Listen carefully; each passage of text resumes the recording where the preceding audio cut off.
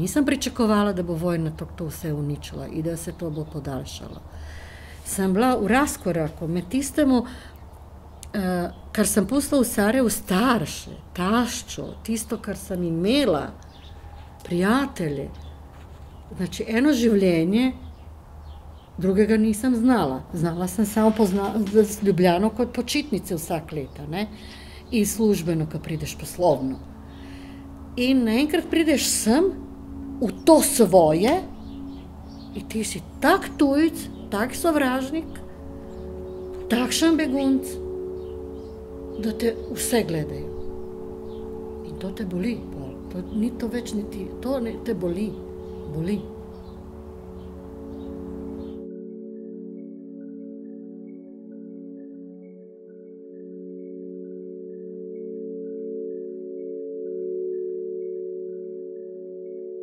Mi smo nehali delati sa 6. aprilom, 3. aprilu je bila sobota, moj Boris je imel rojstni dan in tedaj že ni se moglo praznovati, tako kakor se je zmeri praznovalo na veliko, otroci, sošolci in tako naprej. Je bilo vse že pokalo se, čutilo se naokroga, ne. Mi smo mislili, da je to samo kratko nekaj, malo se poka gor na enem delu Sarajeva in medtem sem jaz pa nehala, moja firma je prva dobila granate in smo nehali iti v službo. Pole se stopnjevalo. In ker mi živimo v 5. štuku, smo skozi bili v pritličju, v kleti, v enem stanovanju, vsi smo šli dol z otroci, oziroma družine. Kako sem jaz, zakaj sem jaz tega 18. maja, 17. šla gor v stanovanje neki vzeti in je telefon zazvonil in taj kolega me je poklical, usoda. In je rekel, Marjana, zdaj te lahko tebe in sina spravim na avtobus.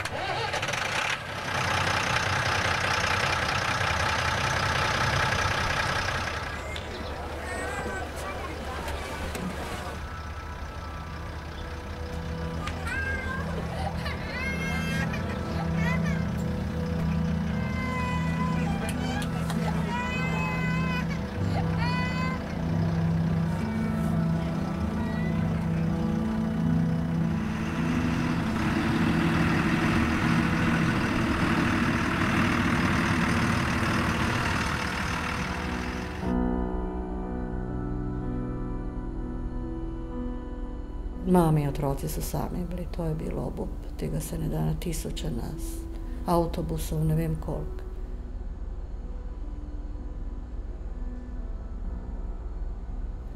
Scena katastrofalna, otroci jočejo, dojenčki, lačni vsi, živčni vsi, bojimo se.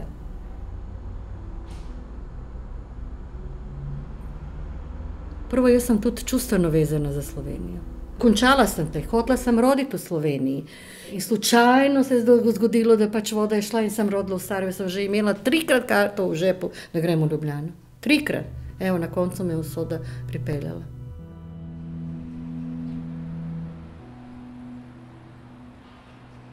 Trebala sem iti delati v Ljubljani, sprejeta bila v pošti. Mož je rekel, a se bova poročila. Ko mi je mož umrl, sem trebala iti v Ljubljano, pa je umrl mi dan prej. Drugi dan sem trebala iti. In sem ostala. Meni je soseda povedala, mi je rekla, da bi bilo zelo dobro, da grem vzeti status begunca. Ker po določenem cajtu bi se lahko zgodilo, recimo, da se vojna konča, kot smo predvidevali, in pol te sam vržejo ven, a ne, greš iz države, nimaš kaj več tle iskati, nimaš dokumentov, to pravi, a ne. Tako da sem srečo imela, da sem dobila tisti begunske kartončke in za začetek tudi nekaj hrane, a ne. Ker pol avgusta se je resno začelo, ker sem videla, da ne bo šlo in da nimam kaj, da moram ali delati, ali res samo Rdeči križ, povratka ni bilo tedaj. Pol sem pa že delala in služila denar, pa nisem mogla imeti več pomoči Karitasu. Prva soseda, ki me je tudi sprejela, ko sem prišla v Ljubljano, nobeden drug me ni sprejel, nobeni sorodniki. In je rekla, zdaj se gre za res, ker skozi ona bila tista, kar me je usmerjala. Če ne bi njo ubogala, ne vem, kaj bi bilo danes. Sina sem dala v osnovno šolo, redno slovensko, jaz sem pa iskala službo.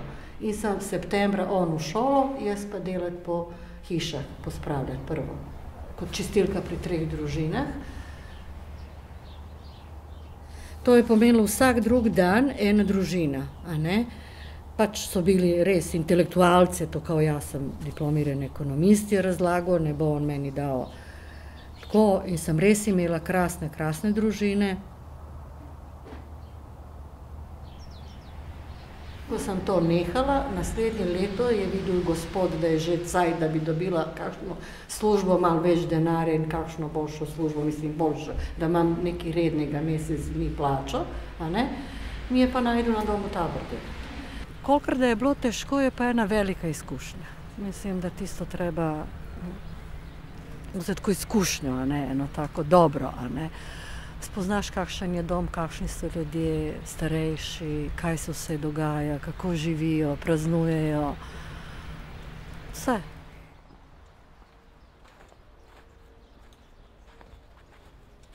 Sistem je bil takšen, da begunci, vsak te gleda, kakšen si, oblečena nisem bila lepo, govorila nisem dobro, bolj sem bila suha in za nič kot ne vem kaj, a ne. Ni vsak bil navdušen, da ene gospe mene niso pustile delati v sobah pospravljati. So rekle, Bosanka že ne bo meni v sobo prišla. Ker sem jaz 2 leti delala na domu Tabor, tam sem spoznala mojo Bernardo. To in ona je bila moja nadrejena, ampak smo se ujele. In ona je še danes moja prijateljica in ena od tistih, kar je ogromno pomagala, res. Naredila marsikaj. Ratala je prvo kot stroga šefinja, ampak krasna, čudovita oseba in prijateljica. Ona je meni pomagala, v kino kakšno, v gledališče, Traviato gremo. Mislim, to je vse tisto, kar sem si želela, nisem imela denarja, ne. Prvi računalnik, on prastari, ne vem katerega leta, 3 do 94, dobil moj Boris od te gospe Nadja, ne, smo ga vlekli domov, težke škatle. In tako. To je tisto, kar je lepo, ne, recimo, ker pol pozabiš, da si lača. Izzivali so ga otroci zelo, tako da, kako je Bosanc določeni, pol je pa spise, kar je pisal, ni mogel brati na dan Prešerna. In je treba to prebrati, ampak je ravnatelj povedal, da se tega ne bo, zato ker je to Stojanović priimek in če je status begunca, tega ne more reči drugim staršim Slovencem, da en tak fant je to tako dobro napisal, a ne.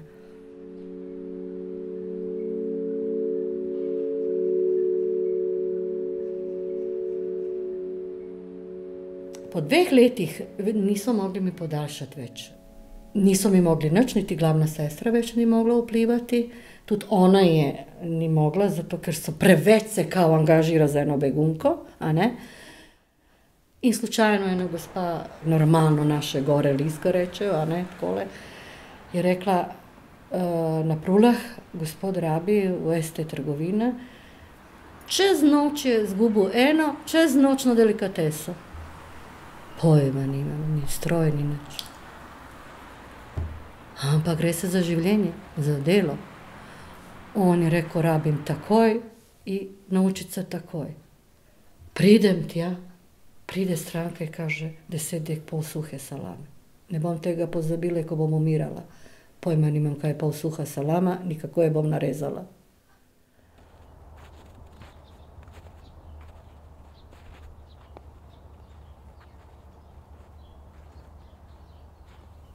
In mene, to je bilo 98., 99., že nisem delala na delikatesi.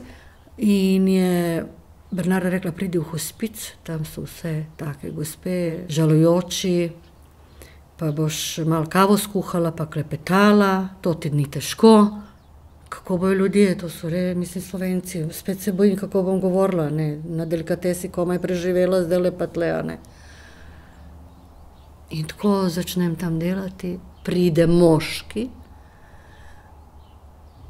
udovc, mu je žena umrla, nič nisem vedela. V glavnom je to trajalo skoraj pol leta in več. On je mene takoj zagledal, takoj mu je nekaj bilo, ne vem.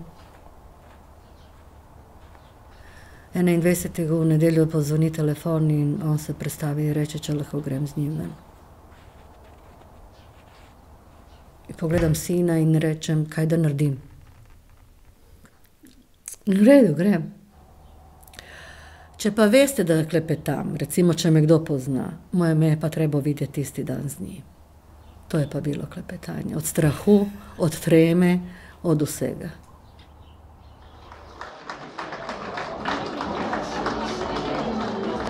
Tako, no, pogledajte, kako so urejeni, ne?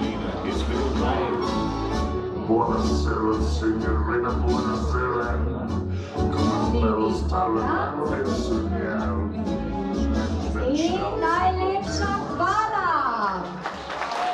Poza, poza. Se primamo za roke. In poklon za vse goste. Je pa slučajno ena gospa, tako, prijateljica od prijateljice, povedala, da ne bi bilo dobro, da sem doma, in ker sem bila tudi invalidsko upokojena in vsa nesrečna, ne vem, ali srečna zaradi poroke ali nesrečna, da nič več ne delam, ne, je rekla, najboljše, da ne bi čepela skozi doma, da greš na 3. univerzo nekaj izbrati. In tako sem 2001 začela na umetnostno zgodovino. In sem do danes in je to čudovito. In to je čudovito, krasna družba, nekaj novega, potovanja, samozavest kot ples. Ampak se je lepo končalo, zelo sem vesela, ne mislim nič drugega, kakor da uživam zdaj vse tisto, kar je ustaljeno, recimo, lepo in srečno. 3. univerza, otroci so na svoje, vsi so lepo, midva z možem, ples. Lahko sem hvaležna in srečna, da se je tako končalo. Thank